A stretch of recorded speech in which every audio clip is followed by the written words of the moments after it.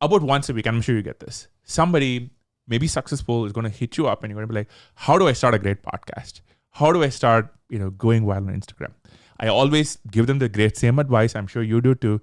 And I bet 95% of them, in my case, never do anything with it, right? Because they're so afraid of like, oh, will I look silly? What if I don't get likes? Nothing happens. It's a great start. About 90% of podcasts don't make it to episode 20.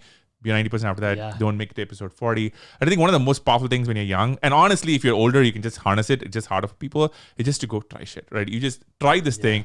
You're not worried. And podcast content especially is hard because when you're out there, the universe doesn't care about who you are.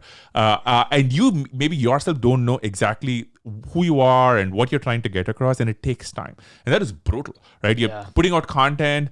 No one's listening. And, and we can get into this later, but like my wife and I do it together. So taking all this time for after dinner with our kids and we're like doing this thing. I was like, there's 10 people watching. I'll give you this maybe fun in retrospect story. My wife's parents were amazing and delightful. They live in India, right? Like they don't really watch a lot of content. They're not very internet savvy. And one of our episodes, for some reason, very well, didn't do really well. And we were really proud of it and we really crushed. And they said, they said, we watched the entire video. I was like, oh, thank you. Why? And they were like, well, you only had like 3 views. You want to make sure it goes up to 4. And I was like, man.